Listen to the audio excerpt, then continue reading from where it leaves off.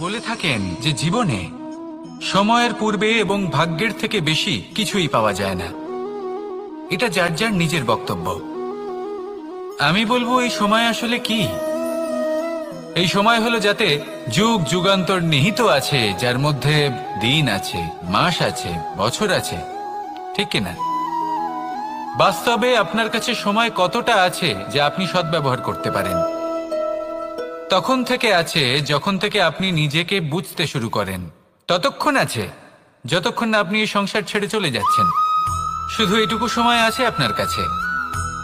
আর যদি ভাগ্যের কথা বলা হয়, তাহলে ভাগ্য হলো সেই পরিস্থিতি যখন মানুষ নিজেকে সময়ের হাতে সমর্পণ করে দেন, তাকে ভাগ্য বলে। অর্থাৎ আপনি জীবনে পরিশ্রম করেছেন, বিপদের সম্মুখীন হয়েছেন, সামনে এগিয়ে গেছেন, কোথাও পৌঁছে গেছেন, এবং তখন আপনার মনে হলো যে ব্যাস এখানেই থেমে যাওয়া উচিত। তাহলে সেটাই হবে আপনার ভাগ্য। যদি ভাগ্যের কথা বলা হয়, তাহলে বলবো সত্যবানের ভাগ্যে মৃত্যু লেখা ছিল, কিন্তু সাবিত্রীর কর্ম তাকে পুনর্জীবিত করে তুলেছিল। অর্থাৎ এই ভাগ্য বদল করা সম্ভব কর্ম এবং পরিশ্রমের দ্বারা। ভেবে দেখুন, রাবণ মাতা সীতাকে হরণ করেছিল। যদি শ্রীরাম সেটাকে ভাগ্য বলে মেনে নিতেন, তাহলে কখনো ভাগ্য বিধাতা হয়ে উঠতে পারতেন না। ভাগ্য হলো একটা বাঁধন যেটাকে ভেঙে ফেলা খুব প্রয়োজনীয়। নিজের লক্ষ্যের কাছে পৌঁছতে হবে। হতেই পারে এই লক্ষ্য হলো পরমাত্মার কাছে পৌঁছে যাওয়া। আপনি যদি পরমাত্মার কাছে পৌঁছতে নাও পারেন, তাও সেই পথে কিছুটা অগ্রসর হতে পারছেন, তাই না?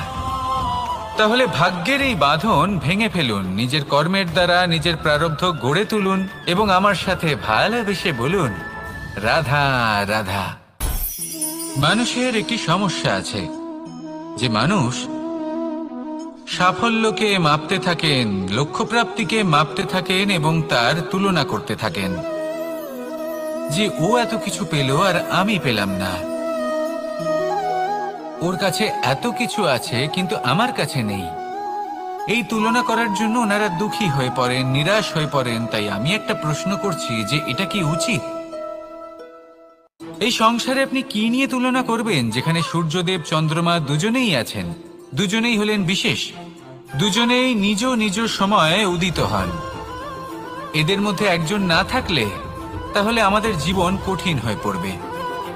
ঠিক সেইভাবেই আপনি যদি একটা বড় রেখা অঙ্কন করেন, তাহলে অন্য রেখাটি ছোট হয়ে পড়ে না, সে তেমনই থাকে যেমনটা সে ছিল।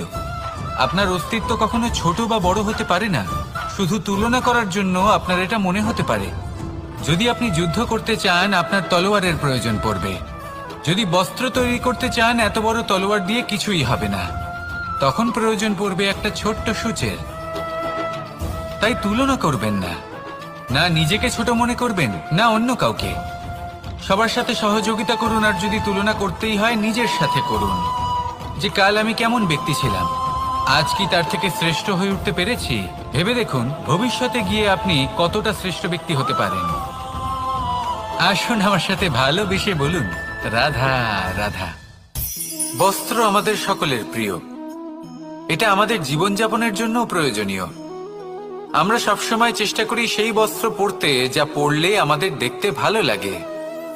কিন্তু কখনো এই কথা ভেবে দেখেছেন যে কিছু বস্ত্র যদি স্বচ্ছ হয়, তাহলে তা পুরনো হলেও দেখতে ভালো লাগে।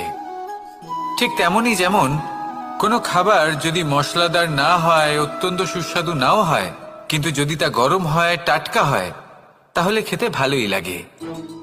ঠিক সেইভাবেই যদি কোনো ব্যক্তি সুন্দর নাও হয়, কিন্তু তার কথা খুবই মধুর হয়, তাহলে সেই ব্যক্তি সকলের প্রিয় হয়। কোনো ব্যক্তি যদি ধনবান নাও হন, কিন্তু তিনি যদি গুণী হন, তাহলে এই সংসারে সম্মান লাভ করেন। সেই জন্য কখনো এই বিষয়ে দুঃখ পাবেন না যে আপনার কাছে ভৌতিক স্বাচ্ছন্দ্য নেই। আপনার কাছে সব থেকে বড় বস্তু, সব থেকে মূল্যবান বস্তু যেটা আছে, সেটা হলো আপনার আত্মা, আপনার মন, আপনার বিচারধারা, আপনার গুণ, আপনার কথা। এগুলো সবসময় শুভ রাখুন এবং সবসময় নিজের সাথে রাখুন। এই জীবন সফল হবে এবং প্রেমময় হয়ে বলে উঠবে, রাধা রাধা। নন্দ বাবাও খেলার ছলে খুব বড় বড় শিক্ষা দিতেন মানুষের জীবনে থাকে। প্রথমটা হলো আনন্দ, যে আমরা সবাই লাভ করতে চাই। একটা ধাঁধা যা টুকরো টুকরো করে বিভিন্ন দিকে ছড়ানো, যেগুলোকে আমায় জুড়তে হতো। ব্যাস শুধু এটুকুই ছিল আমার কাজ। আমি বারবার প্রচেষ্টা করলাম, কিন্তু বারবার অসফলই রয়ে গেলাম। বাবা এটা দেখলেন এবং হাসলেন। বাবা বললেন, একটা কাজ করো, এই প্রত্যেকটি অংশকে উল্টে রাখো। আমিও উল্টে রাখলাম। তারপরে দেখলাম প্রত্যেক অংশে মানুষের শরীরের কোনো না কোনো অংশ চিহ্নিত। কোথাও হাত আছে, পা আছে, কোথাও মুখ আছে। বাবা বললেন যে এবার এটা জুড়তে চেষ্টা করো। আমিও জুড়ে দিলাম। মানুষের মানচিত্র পূর্ণ হলো। এবার বাবা বললেন, এটা উল্টে রাখো, মানচিত্র পূর্ণ আকার ধারণ করেছে। আমি বললাম, ঠিক আছে। আমি উল্টে রাখলাম। দেখলাম জম্বুদ্বীপের মানচিত্র পূর্ণ হয়েছে। বাবা বললেন, যদি দেশকে সফল করে তুলতে চাও, শক্তিশালী করতে চাও, স্থির বানাতে চাও, তাহলে সবার আগে দেশবাসীকে একত্রিত করতে শেখো। সকল সৈন্যগণ যখন একজোট হয়ে দাঁড়াবে, তখন দেশের শক্তি আরো বেড়ে যাবে। শুধু তাই নয়, বাবা বললেন, যদি ভালোবাসার সাথে জড়িয়ে পড়ো, তাহলে পরমাত্মাও তোমার সামনে এসে দেখা দেবেন। তাহলে এটাই করুন, আর আমার সাথে ভালোবেসে বলুন, রাধা রাধা। ছোটবেলা থেকেই আমি গরু চড়িয়ে অভ্যস্ত, সেই জন্য সকলে আমাকে গোপাল নামে ডাকত। কিন্তু গোপাল হয়ে আমি একটা অমূল্য শিক্ষা লাভ করেছি। আমি দেখেছি যে গৌশালাতে অনেক বাছুরের মধ্যে একটি গাই তার নিজের বাছুরকে অবশ্যই চিনে ফেলে। যেখানে সমস্ত বাছুর একই রকম দেখতে এবং প্রত্যেকের স্বরও সমান, তারপরেও সকল বাছুরের মধ্যে নিজের বাছুরকে ঠিক চিনতে পেরে যায় এবং তার সাথেই থাকে। ঠিক এইরকমই কিছুটা হয় আমাদের কর্ম এবং তার কর্মফল। আপনি সবার মাঝে থেকেও কোনো কর্ম যদি করেন, সেই কর্মফল সবার মধ্যে আপনাকে চিনে ফেলবে এবং আপনার সাথেই থাকবে। তাই যখনই কর্ম করবেন, ভেবে চিন্তে করবেন। কোনো কর্ম করার আগে একবার ভেবে দেখুন, তাহলে জীবনে বারংবার অনুতপ্ত হতে হবে না। কারণ বিষয়টা কিছুটা এরকম যে এই সংসারে আপনি কাল, কর্মফল এবং সময়, এই তিনের হাত থেকে কখনো লুকোতে পারবেন না, কখনো পালাতেও পারবেন না। আসুন আমার সাথে ভালোবেসে বলুন, রাধা রাধা। জন্ম এবং মৃত্যু, একটি হলো জীবনের সূত্রপাত, আরেকটি জীবনের সমাপ্তি। এটা হলো একটি চক্র, এবং প্রত্যেক চক্রের মতোই এটাও যেখান থেকে শুরু হয় সেখানে এসেই সমাপ্ত হয়। অর্থাৎ প্রত্যেক ব্যক্তি যারা জন্ম নিয়েছেন, তার জন্মের সাথে এটা সুনিশ্চিত হয়ে যায় যে তার মৃত্যু হলো অবশ্যম্ভাবী। এই সংসারে এমন কিছুই নেই যা চিরকালের মতো থেকে যায়। এবার এটা আমরা সবাই জানি। আমাদের কাছে যে জীবনটা আছে, যেটা আমরা যাপন করতে পারি, সেই সময়কালে আমরা কি করতে পারি সেটা গুরুত্বপূর্ণ। এমন কিছু করুন যার ফলে মৃত্যুর পরেও আপনি অমর হয়ে থাকবেন। আমাদের কথা, আমাদের কর্ম এই সংসারে প্রেরণা প্রদান করতে পারে। আর যদি আমরা প্রেরণা নাও জোগাতে পারি, তাও এই সন্তোষ বোধ যেন থাকে যে আমরা আমাদের জীবন ব্যর্থ হতে দিইনি। এই জীবন যাপন করার ইচ্ছেতেই আমরা সময় ব্যর্থ করে দিই। আর এই জীবনকে যাপন করার সর্বশ্রেষ্ঠ উপায় হলো এটাই যে কখন আমাদের মৃত্যু হবে, কিভাবে আমাদের মৃত্যু হবে, এই চিন্তা ত্যাগ করে যেন আমরা বর্তমানে বেঁচে থাকি, আজকে বেঁচে থাকি, আজকে দাঁড়িয়ে কর্ম করি এবং আজ যে সংকট সামনে তার সম্মুখীন হই। ভবিষ্যতের পথ নিজে থেকেই উন্মুক্ত হবে। আপনার জীবনে অনেক বড় বড় বিপদরূপী পাথর আসবে। সেই পাথরগুলিকে এতটাই দুর্বল করে দিন যাতে সেই পথ আপনি অগ্রসর হওয়ার পরে আপনার পেছন পেছন যে সেই পথ দিয়ে আসবেন, তিনিও যেন সহজেই পাথর চূর্ণ করে সামনে অগ্রসর হতে পারেন। মনে রাখবেন, আপনার প্রচেষ্টারও একটা মাহাত্ম্য আছে। যদি আপনি কোনো কেল্লার শিখরে পতাকা উত্তোলন নাও করতে পারেন, তাহলেও আপনার প্রচেষ্টার যে মাহাত্ম্য তা কখনো কমে যাবে না।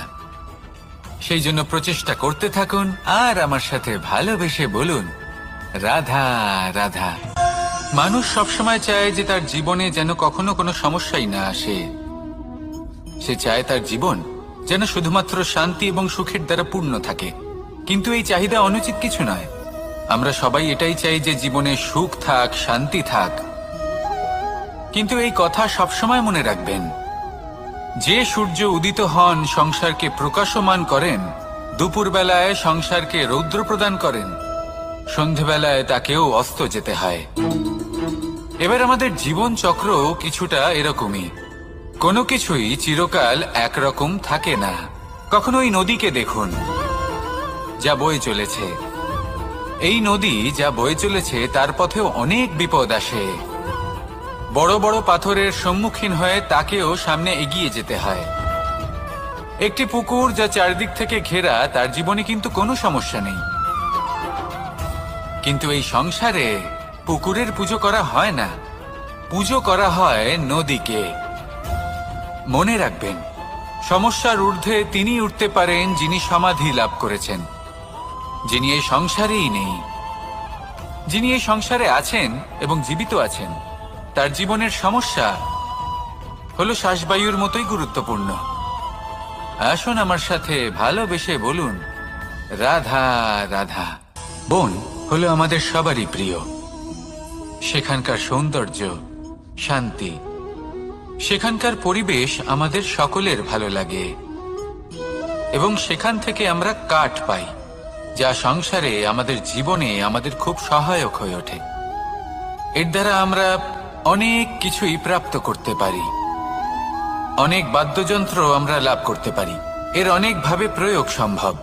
কিছু কাঠ অত্যন্ত সুগন্ধি হয়, যা আমরা ঈশ্বরকে নিবেদন করি, যেমন চন্দন। এবার ভাবুন, একজন অসাবধানী ব্যক্তি, তার হাত থেকে ছোট্ট একটা আগুনের ফুলকি যদি সেখানে পড়ে, তাহলে তা সমগ্র বনকে ভস্ম করে দিতে পারে। আর যখন এই আগুন ছড়িয়ে পড়ে, তখন তা কাউকে রেহাই দেয় না। অন্য বৃক্ষকে নয়, পাতাকে নয়, ফলকে নয়, কাঁটাকে নয়, কাউকে নয়, পথে যাকে পায় তাকেই ভস্ম করে দেয়। এই ছোট্ট আগুনের ফুলকি। কিন্তু এই ছোট্ট আগুনের ফুলকি সবার আগে কাকে ভস্ম করে? সেই সকল ছোট ছোট শুকনো পাতা, সেই ছোট ছোট গাছের ডাল। ঠিক সেইভাবেই আপনার জীবনে একজন খারাপ ব্যক্তি এসে হয়তো আপনার সমগ্র জীবন ধ্বংস করে দিতে পারে। আর আপনার এই জীবনে এই ছোট ছোট শুকনো পাতা এবং এই ছোট ছোট শুকনো কাঠ আপনার ছোট ছোট স্বার্থ। আপনার স্বার্থের দ্বারা এই অশুভ ব্যক্তি আপনার মনে অশুভ আবেগ বাড়িয়ে তুলবে এবং আস্তে আস্তে আপনার জীবন শেষ করে দিতে পারে। তাই মনে রাখবেন, এই জীবন অমূল্য। আপনি হলেন অমূল্য। এই জীবন যাপন করুন এবং এই জীবনের কাছে পৌঁছানোর দ্বার আর কোথাও নেই, আপনার কাছেই আছে। আপনার মনে, আপনার বিবেকে, আপনার দৃষ্টিভঙ্গিতে, আপনার ভাবনাতেই আছে। এই দ্বারকে খুলুন, জীবন সফল হবে আর ভালোবেসে বলবে, রাধা রাধা। কথায় আছে যে স্বপ্ন এবং লক্ষ্য হলো একটি মুদ্রারই দুটি দিক। যতক্ষণ না স্বপ্ন দেখছেন, ততক্ষণ বুঝবেন কি করে আপনার লক্ষ্য কি? স্বপ্ন দেখে যদি নিজের লক্ষ্য বুঝতে পারেন, সেটা পেতে চান, তবেই সেটা লাভ করতে পারবেন। কিন্তু স্বপ্ন এবং লক্ষ্য, এই দুইয়ের মধ্যে একটা ভারসাম্য রয়েছে, যেটা বজায় রাখা প্রয়োজনীয়। একে আমরা বলে থাকি পরিশ্রম।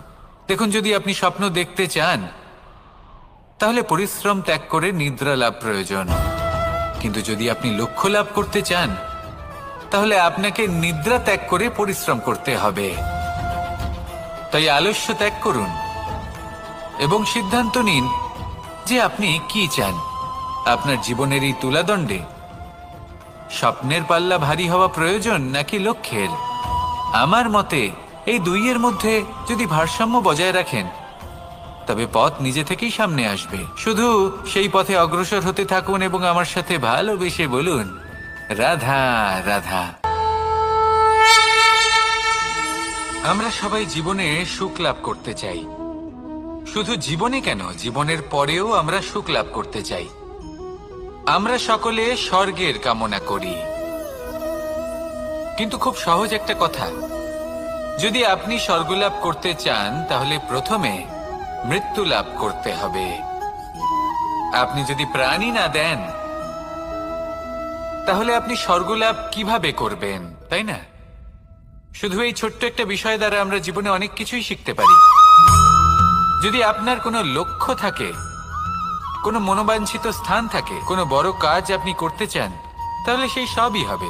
কিন্তু শুধুমাত্র কামনা করলে হবে না, আপনাকে কর্ম করতে হবে, নিরন্তর প্রয়াস, পরিশ্রম, পথ খুঁজতে হবে, সামনে অগ্রসর হতে হবে।